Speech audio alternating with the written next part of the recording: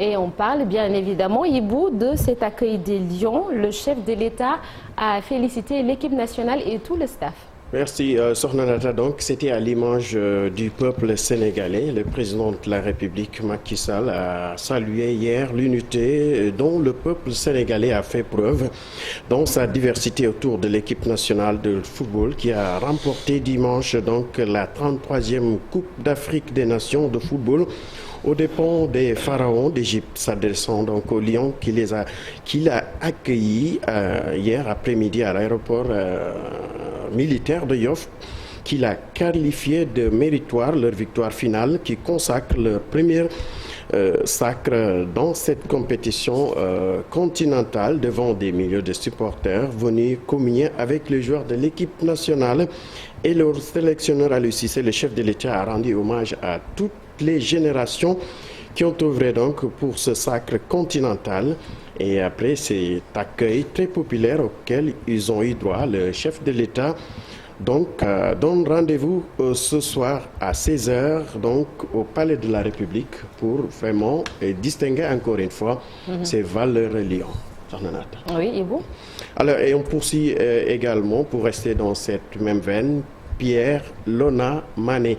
Retenez bien son nom, il s'agit d'un Sénégalais qui a quitté Koungheul depuis jeudi pour rejoindre la capitale sénégalaise dans le seul but de rencontrer son idole Sadio Mané, dont il est confondu même parfois. Le meilleur joueur de la CAN mérite donc cette distinction, cet honneur, précise Pierre Lona Mané, qu'on suit au micro de Amadou Bamassa. Sadio Mané dafa def kan bu baax ci la am motivation mu ne damay doxee Koungheul ba Dakar. J'habite à Koungheul. J'ai vu que Sadio Mané a fait une superbe CAN.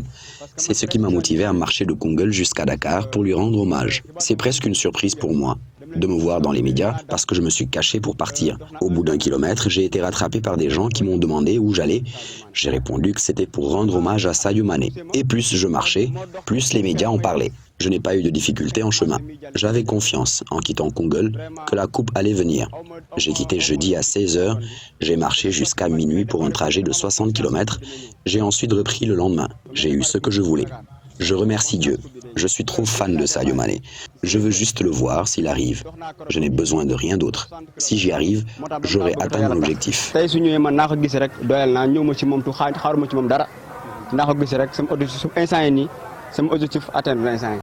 Merci Marcel Mendy. Donc parlons tout à fait autre. Marcel Maroun.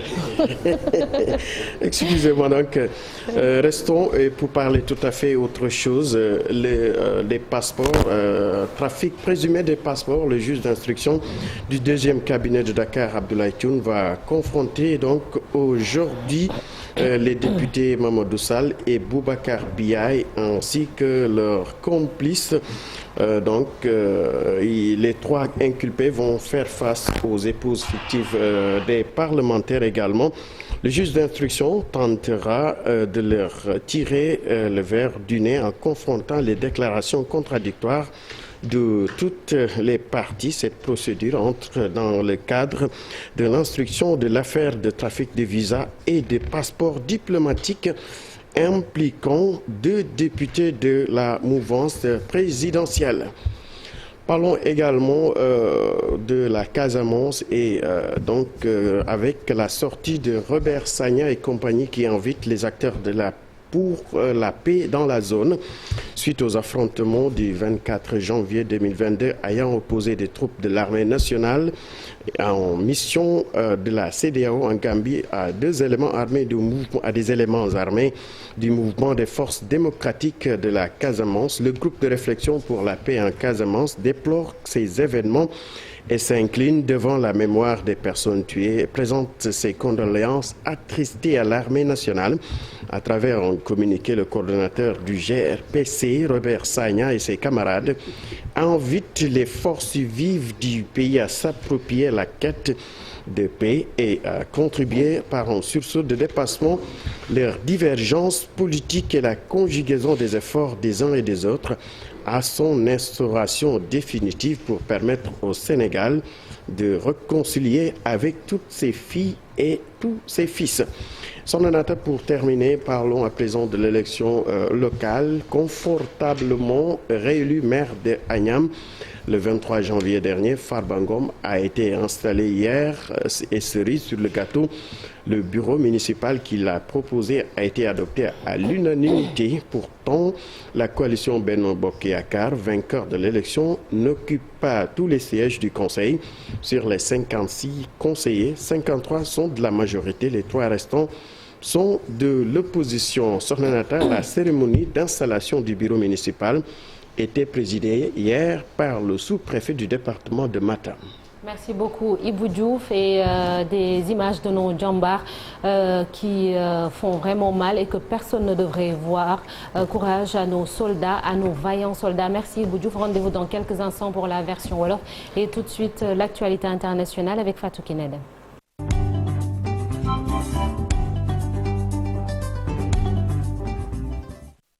Fatou Kiné Deme qui est bien en place. Bonjour Fatou Kiné.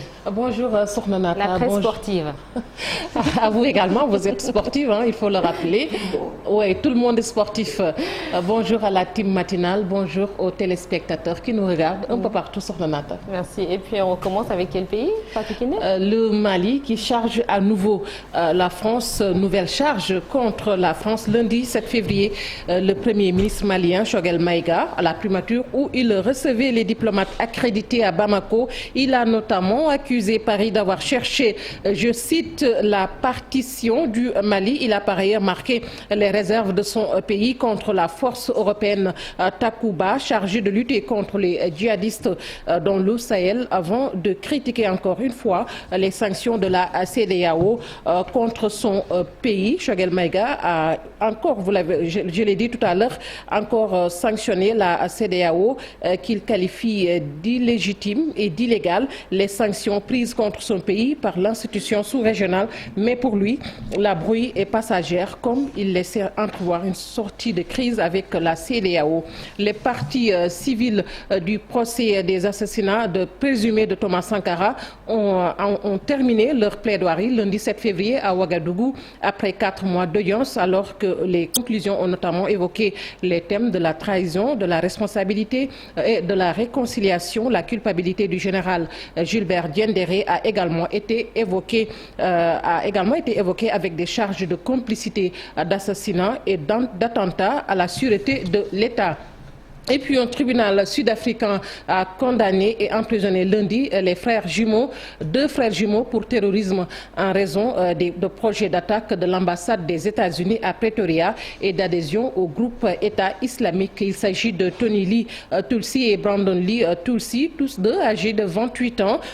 Ont été arrêtés en Afrique du Sud en juillet 2016 et sont en détention depuis. Les frères sud-africains ont plaidé coupables plus tôt lundi dans le cadre d'une négociation de plaidoirie avec l'accusation. Quelques heures plus tard, la haute cour de Johannesburg a infligé à Tony Lee une peine de 11 ans de prison, tandis que son frère Brandon Lee a été condamné, lui, à 8 ans de prison. Et ensuite, le secrétaire d'État américain qui entame une tournée dans le Pacifique ce mercredi 9 février au programme de ce périple qui le mènera en Australie également, aux Fidji et à Hawaï. 3 dossiers majeurs. L'Alliance accuse les climats nucléaires nord-coréens et la Chine en fil rouge. C'est d'abord en Australie que le chef de la diplomatie américaine va faire une première escale au menu, une rencontre avec Scott Morrison, Premier ministre d'un pays devenu central dans la stratégie américaine en Indo-Pacifique. Voilà, Sokhna Nata, c'est tout pour l'actualité internationale. Merci beaucoup Fatou Kiné Deme. Rendez-vous dans quelques instants pour la version Wolof. Et tout de suite, la une des journaux avec Chérif Dia.